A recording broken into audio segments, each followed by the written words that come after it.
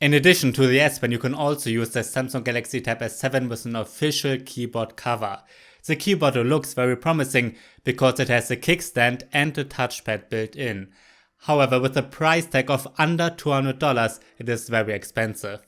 I'm NJ from MyNextTablet.com, and in this review you will learn whether it's worth it to spend that much on a keyboard.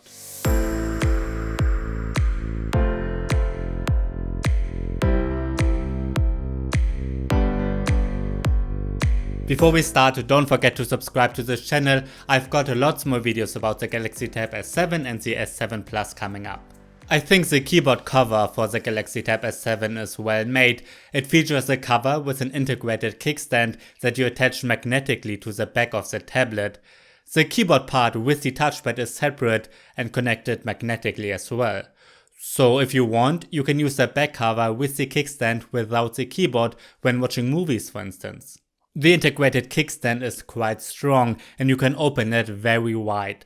It's also useful if you want to write or draw with the S Pen and want to use the tablet at a slight angle.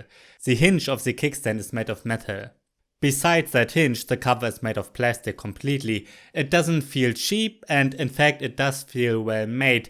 It's not as premium feeling as the Alcantara keyboards from Microsoft though. Together, the keyboard and the cover weigh almost 400 grams, which is quite a lot. But for that, we get a keyboard and a kickstand, which is nice. And it's still lighter than the Apple Magic Keyboard, which weighs around 600 grams.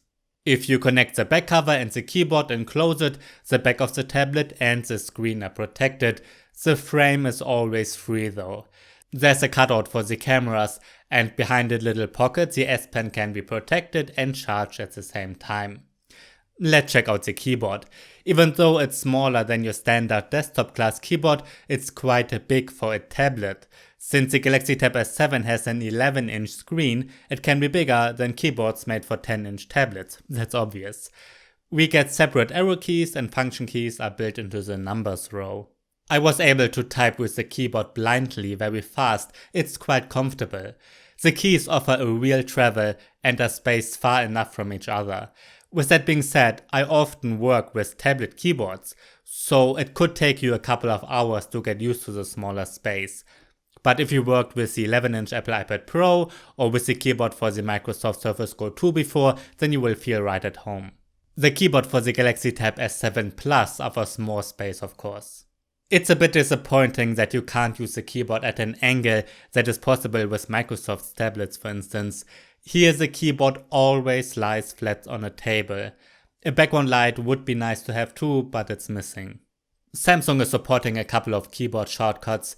With those you can quickly open Gmail, the browser, the calendar and so on. And you can use it to open notifications, start Samsung DeX or go back to the home screen. Sadly, you can't configure them yourself. Using shortcuts, you can also switch the language of the keyboard in software. I often do that because I'm writing in English and German. Here you can choose between 3 different shortcuts and you can deactivate them too. In apps, common shortcuts are supported too, at least sometimes. In Chrome, for instance, you can open a new tab with Ctrl+T. That works great, just as it usually does on a desktop PC. However, when opening a new tab, you've got to click into the URL text field before you can start to type a URL or to start a Google search, even when using the Samsung DeX desktop mode.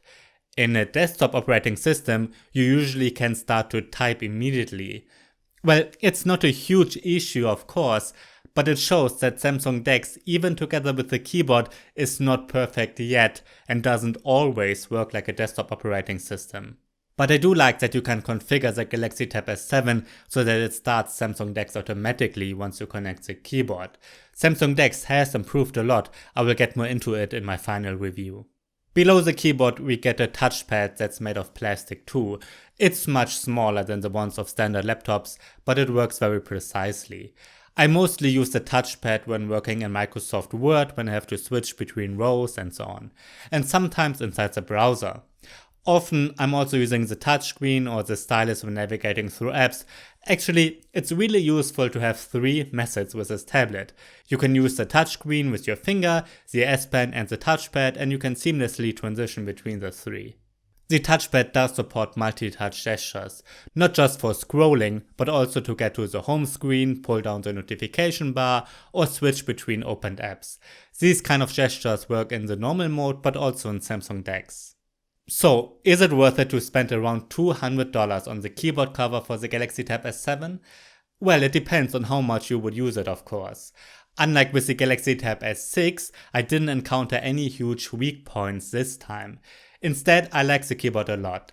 I like the design with its integrated kickstand, which is super useful.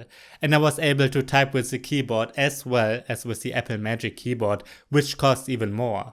Like with that one, I think Samsung is giving us a good compromise of comfort and mobility.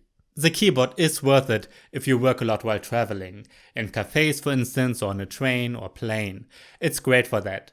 But if you're working at home only, I would always choose a proper desktop class keyboard instead, because those are way more comfortable. And if you just want to answer some emails while traveling occasionally, it might not be worth it for you to spend around $200.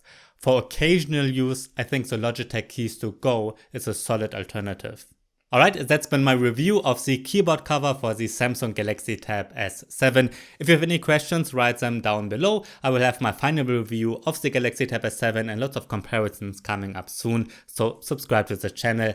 I'm Andrzej from mynexttablet.com. Thanks for watching and see you next time.